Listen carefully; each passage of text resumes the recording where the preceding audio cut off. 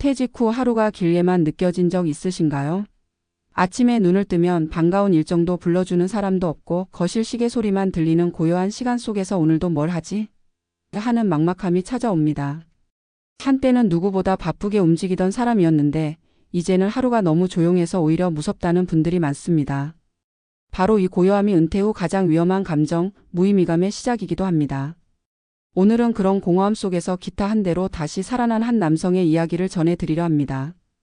66세의 김정수 씨, 평생 은행에서 근무하며 숫자와 사람 사이를 오가던 그는 퇴직 후 단 하루도 쉰 적 없는 사람처럼 보였습니다. 하지만 막상 퇴직 첫날 그가 맞닥뜨린 건 자유가 아니라 정적이었습니다. 퇴직 후 처음 한 달은 그야말로 허무의 연속이었습니다. 시계는 느리게 갔고 집은 너무 조용했습니다. 아내는 여전히 바빴고 자녀들은 각자의 삶에 몰두해 있었습니다. 김 씨는 말했습니다. 집에만 있으니 진짜 죽는 줄 알겠더라고요. TV도 하루 종일 틀어놓으니 지겹고 밖에 나가자니 갈 데도 없었어요. 그렇게 그는 매일 식탁과 거실을 오가며 점점 말수가 줄어들고 표정이 굳어갔습니다. 잠도 줄고 가슴이 답답했습니다. 의사에게 갔더니 스트레스성 불면증이라 했습니다. 퇴직 후 우울증 초기 증상이라는 말을 들었을 때 그는 처음으로 자신이 병들고 있음을 느꼈다고 했습니다. 그 무렵 우연히 유튜브에서 한 영상을 봤습니다. 60대의 기타 배우기 늦지 않았다는 제목의 강좌였죠. 화면 속에 자기 또래의 남성이 즐겁게 연습하며 노래를 부르는 모습을 보며 김 씨는 이상하게도 가슴이 두근거렸다고 합니다. 그렇게 기타를 주문하고 유튜브로 독학을 시작했습니다. 처음엔 손가락이 굳고 줄이 손에 파고들었지만 그 통증이 오히려 살아있다는 느낌을 줬다고 합니다. 어느새 손끝이 단단해지고 간신히 한 곡을 완주했을 때 그는 혼자 박수를 쳤습니다. 퇴직 후 처음으로 나 자신이 대견했어요. 누구의 평가도 없고 상도 없는데 그냥 기분이 좋았어요. 그 후 김 씨는 근처 문화센터의 기타 교실에 등록했습니다. 그곳엔 자신과 같은 사연의 사람들이 모여 있었습니다. 퇴직한 공무원, 사업 정리한 자영업자, 배우자와 사별한 분까지 모두가 마음의 빈자리를 채우려 모여 있었습니다. 김 씨는 말했습니다.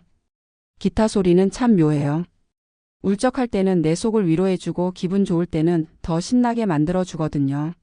그렇게 그는 매주 기타 교실을 가며 새로운 친구들과 점심을 먹고 연습 영상을 서로 공유했습니다. 처음에는 손가락이 어색해 따라가기 바빴지만 점점 소리를 맞춰가며 함께 노래를 부를 때면 나도 다시 누군가와 연결되어 있구나 하는 감정이 들었다고 합니다. 이후 그는 작은 변화들을 만들어냈습니다. 매일 아침 10시에 연습을 하고 점심 후엔 동호회 친구들과 산책을 하며 악보를 공유했습니다. 우울하던 표정은 사라지고 생활 리듬이 생겼습니다. 어느 날 아내가 말했답니다. 당신 얼굴에서 오랜만에 웃음이 보여요. 그는 웃으며 답했습니다. 기타 덕분이지. 사실 그건 단지 악기의 효과가 아니라 삶의 리듬을 되찾은 것이었습니다.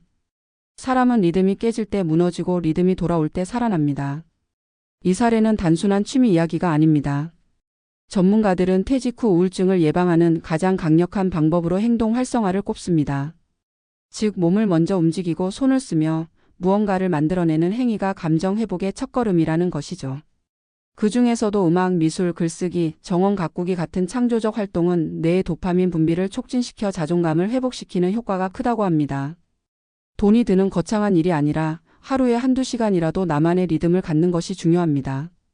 은퇴 후의 삶에서 가장 위험한 건 시간이 너무 많다는 착각입니다. 시간이 많을수록 사람은 무의미해지기 쉽고 의미가 사라지면 몸보다 마음이 먼저 병듭니다. 김정수 씨가 기타를 통해 되찾은 건 음악 실력이 아니라 살고 싶다는 의지였습니다. 그는 말했습니다. 퇴직하고 1년 동안은 하루하루가 고문 같았어요. 근데 기타 치면서 그 생각이 사라졌어요. 아직도 할 수 있는 게 있다는 게 이렇게 위로가 될 줄 몰랐어요. 이제 그는 요양원에서 봉사 연주도 나갑니다. 거기서 만난 노인들이 박수를 쳐줄 때면 자신이 누군가에게 여전히 필요한 사람이라는 감각이 든다고 합니다. 그는 그날 일기장에 이렇게 썼습니다. 음악은 내 손끝에서 다시 삶으로 흘러나왔다. 오늘의 이야기가 전하고 싶은 건 단순합니다. 은퇴 후에도 우리는 여전히 배우고 성장할 수 있는 존재라는 것입니다. 중요한 건 실력이 아니라 시작하는 용기입니다. 김정수 씨의 기타는 그저 취미가 아니라 생존 도구였습니다. 외로움과 공허함, 우울을 이겨내기 위한 삶의 도구였던 것이죠. 만약 지금 누군가가 퇴직 후 매일을 버티듯 살고 있다면 저는 이렇게 권하고 싶습니다. 새로운 걸 배우세요. 잘할 필요는 없습니다. 배우는 순간 뇌는 깨어나고 마음은 다시 살아납니다. 기타가 아니어도 좋습니다. 그림, 요리, 산책, 글쓰기, 심지어 공예든 바느질이든 상관없습니다. 중요한 건 나도 여전히 무언가를 할 수 있다는 감각입니다. 은퇴는 끝이 아니라 다시 자신을 발견하는 시작입니다. 김정수 씨의 기타가 그랬듯 당신의 손끝에서도 다시 삶의 소리가 흘러나오길 바랍니다. 퇴직 후 공허함은 대부분 예상보다 빠르게 그리고 훨씬 깊게 찾아온다. 일의 자리에서 내려오면 하루가 비어버리고 그동안 관계를 이어주던 조직과 사회의 끈이 동시에 끊긴다. 김정수 씨의 사례는 그 공백이 얼마나 무서운지를 보여준다. 그는 평생 성실하게 일했고 재정적으로도 큰 문제는 없었다. 그러나 그는 이렇게 말했다. 몸은 쉬는데 마음은 점점 병들어 갔어요. 이 말은 은퇴 후 삶의 본질적 문제를 꿰뚫고 있다. 우리가 진짜 두려워해야 할 것은 돈의 부족이 아니라 나의 쓰임이 사라지는 순간이다. 은퇴를 하면 사람들은 흔히 이제 여유롭게 살아야지라고 생각한다. 하지만 여유는 목표가 없는 사람에겐 공허로 변한다. 인간의 뇌는 기대감이 없을 때 빠르게 위축된다. 누군가를 만나고 무언가를 배우고 작게라도 도전할 때 뇌는 도파민을 분비하며 활력을 유지하지만 아무 일도 하지 않으면 감정이 다치고 삶의 동력이 떨어진다. 실제로 국내 한 연구에 따르면 은퇴 후 1년 이내에 사회적 활동을 완전히 중단한 사람은 그렇지 않은 사람보다 우울증 발병률이 3배 높다고 한다. 김정수 씨의 불면과 무기력은 단순한 적응의 어려움이 아니라 심리적 단절이 만든 결과였다. 그가 기타를 통해 회복된 것은 단순한 취미가 아니라 정체감의 복원이었다. 그는 말한다. 퇴직 전엔 내가 팀장 김정수였는데 이제는 그냥 아무도 아닌 사람 같았어요. 퇴직자들이 자주 느끼는 상실감은 바로 이 호칭의 부재에서 비롯된다. 사회가 불러주던 이름이 사라지고 집에서는 그저 아버지, 남편일 뿐이다. 이때 중요한 건 새로운 이름을 스스로 만들어가는 일이다. 김 씨에게 그 이름은 기타 치는 정수 씨였다. 누군가가 자신을 그렇게 불러줄 때 그는 다시 사회 속으로 복귀한 느낌을 받았다고 한다. 그의 변화는 일상의 리듬을 다시 회복하는 과정이기도 했다. 퇴직 후 가장 흔한 문제는 무너진 하루 구조다. 일할 땐 분 단위로 움직이던 사람이 퇴직 후엔 아무 일정도 없이 시간을 흘려보내게 된다. 그런데 리듬이 사라지면 뇌의 집중력과 기억력, 심지어 신체 면역력까지 떨어진다는 연구가 있다. 김 씨는 기타 연습을 통해 하루의 구조를 되찾았다. 아침에 일어나 기타를 닫고 연습 계획을 세우고 목표곡을 정하며 다시 시간을 사용하는 인간이 된 것이다. 이는 단순한 취미를 넘어 생존의 전략이었다. 이런 변화는 과학적으로도 설명된다. 심리학자 셀리그먼은 행복의 3요소로 즐거움, 몰입, 의미를 꼽았다.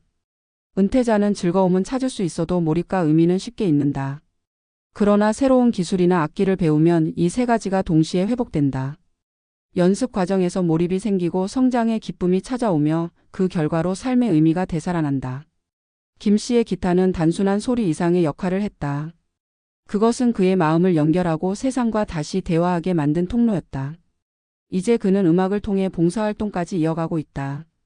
요양원에서 연주할 때마다 노인들의 눈빛이 반짝였다고 한다. 그 순간 그는 자신이 여전히 누군가에게 쓸모 있는 사람임을 느꼈다. 이 감각은 퇴직자에게 무엇보다 중요하다. 아무리 돈이 많아도 내가 누군가에게 도움이 된다는 감각이 없으면 삶은 텅 비어버린다. 반대로 누군가의 미소를 만들어낼 수 있다면 그것만으로도 하루를 버틸 힘이 생긴다. 그의 사례는 우리에게 중요한 질문을 던진다. 당신은 무엇으로 자신을 다시 표현할 것인가? 퇴직은 끝이 아니라 역할의 전환이다. 직장에서의 역할이 끝났다면 이제는 사회 속에서 새로운 역할을 찾아야 한다. 그것이 음악이든 글쓰기든 봉사든 상관없다. 핵심은 누군가와 연결되는 일을 지속하는 것이다. 은퇴 후의 외로움은 관계의 단절에서 비롯되고 관계의 회복은 행동에서 시작된다. 김 씨처럼 손끝으로 기타줄을 튕기는 작은 행동 하나가 삶 전체를 바꿀 수도 있다. 전문가들은 말한다. 퇴직 후 6개월이 황금기다. 이 시기에 새로운 습관이나 취미를 만들어야 23년 후 삶의 질이 완전히 달라진다. 반대로 이 시기를 무기력하게 보낸다면 우울과 고립이 고착화된다. 김 씨는 이 황금기에 기타를 시작했고 그것이 그의 두 번째 인생을 지탱하는 기둥이 되었다. 그리고 그의 이야기는 은퇴 후에도 인생은 확장될 수 있다는 증거이기도 하다. 물론 누구나 처음엔 두렵다. 새 것을 배우는 건 쉽지 않고 주변의 시선도 부담스럽다. 하지만 은퇴 이후의 삶에서 가장 큰 용기는 잘하려는 용기가 아니라 시작하려는 용기다.